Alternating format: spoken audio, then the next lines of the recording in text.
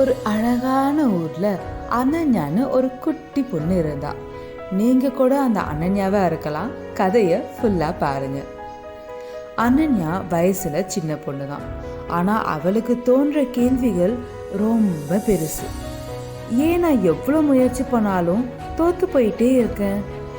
ஏன் ஒரே ப்ராப்ளம் திருப்பி திருப்பி வருது? இந்த மாதிரி தான் அவ யோசிப்பா. ஒரு நாள் ஒரு மரத்துக்கு கீழே அனன்யா சோகமா உட்காந்துட்டு இருந்தா. ஏன்னா அவ ஸ்கூல் ரேஸ்ல அவ மறுபடியும் தோத்து போயிட்டா.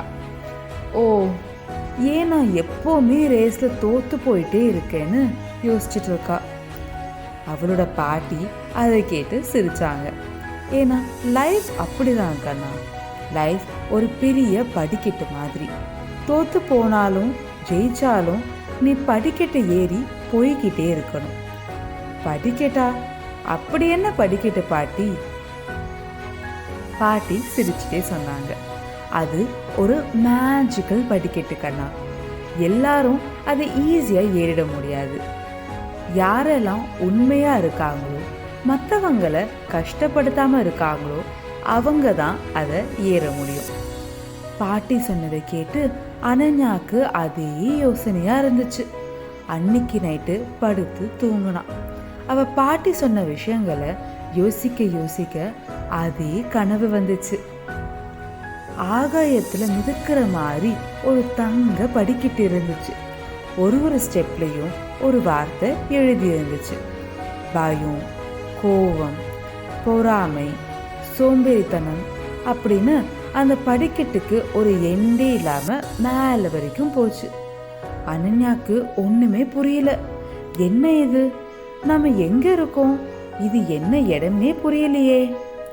திடீர்னு ஒரு வயசான தோட்டக்காரர் அங்க வந்தாரு. அவருக்கு வெள்ளை தாடி இருந்துச்சு. அவரோட கண்கள் நட்சத்திரம் மாதிரி மின்னுச்சு. அவர் சொன்னாரு, இதுதான் வாழ்க்கையோட படிக்கட்டு. எல்லாரும் இது ஏறுவாங்க. ஆனா ஏறுறது அவ்வளோ ஈஸி இல்லை. அவரு ஒரு சின்ன மின்னுற லோட்டஸ் பெண்டன்ட்ட அனன்யா கிட்ட கொடுத்தாரு. இத பத்திரமா வச்சுக்கோ. இந்த படிக்கட்டை ஏற இது உனக்கு உதவி பண்ணும்னு சொன்னாரு. அனன்யாவும் சரின்னு சொல்லி அதை வாங்கிக்கிட்டா. அவ ஃபர்ஸ்ட் படிக்கட்டு ஏறினான். பயம்ன்ற படிக்கட்டு. அவ கால்லாம் நடுங்க ஆரம்பிச்சிருச்சு. அவ கண்ணை மூடி ஒரு பெரிய மூச்சு விட்டு அவளுக்கு அவளே சொல்லிக்கிட்டா, ஐ எம் பிரேவ். நான் தைரியமான பொண்ணு.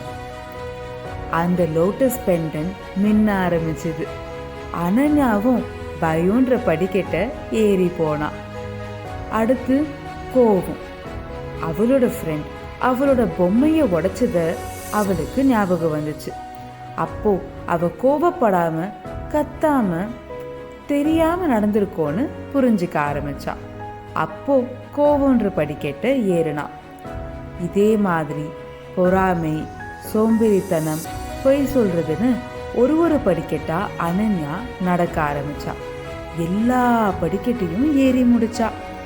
படிக்கட்டு ஏறும்போது அவ பொறுமையும் தன்னம்பிக்கையோடையும் ஏறினா. அந்த லோட்டஸ் பெண்டன் பிரகாசமா மின்னுச்சு. அனன்யா படிக்கட்டோட உச்சிக்கு வந்தா. ஒரு அழகான தோட்டம் அவ முன்னாடி இருந்துச்சு. பறவைங்க பாடுற சத்தம், பூக்கள் மின்னுறதுன்னு அந்த இடமே ரொம்ப அழகா இருந்துச்சு. அங்க அனன்யா முன்னாடி சந்திச்ச தோட்டக்கார தாத்தா இருந்தாரு. அவரு அனன்யாவை பார்த்து சிரிச்சுட்டே சொன்னாரு, சூப்பர் அனன்யா, நீ உன்னோட முயற்சியில இங்க வந்திருக்க. இதுதான் அமைதியோட இடம். அப்போ அனன்யா கேட்டா, நான் இங்கேயே தங்கலாமா தாத்தா? அதுக்கு அவரு சிரிச்சிட்டே, உனக்கு வாழ்க்கையோட படிக்கட்டை எப்படி கடக்கணும்னு தெரிஞ்சிடுச்சு. வாழ்க்கை கஷ்டமா இருந்தாலும் எப்படி சமாளிக்கணும்னு கத்துக்கிட்ட. நீ இப்போ திரும்பி போக்கண்ணா அப்படின்னு சொன்னாரு.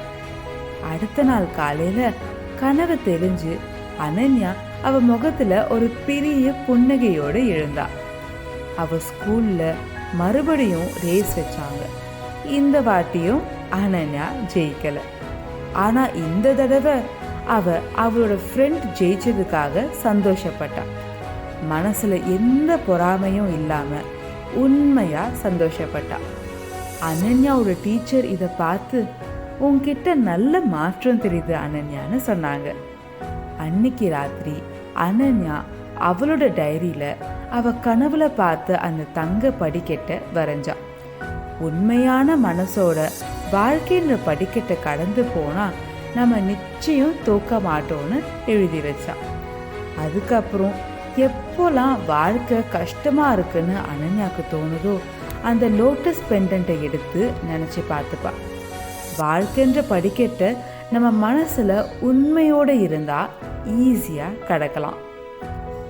மலர்மிசை ஏகினான் மானடி சேர்ந்தார் நிலமிசை நீடு வாழ்வார். அதாவது கடவுளின் திருவடிகளை மனதார போற்றுபவர்கள் இவ்வுலகில் நீண்ட காலம் வாழ்வார்கள். நாம 3வது திருக்குறளை மறுபடியும் சொல்லலாமா? மலர்மிசை ஏகினான் மானடி சேர்ந்தார் நிலமிசை நீடு வாழ்வார். இந்த திருக்குறளை எப்போவுமே மறக்காம ஞாபகம் வச்சுக்கோங்க. இதே மாதிரி நிறைய திருக்குறளோட கதைகளை தெரிஞ்சுக்க ஹாப்பி கிட்ஸ் சேனலுக்கு மறக்காம சப்ஸ்கிரைப் பண்ணுங்க.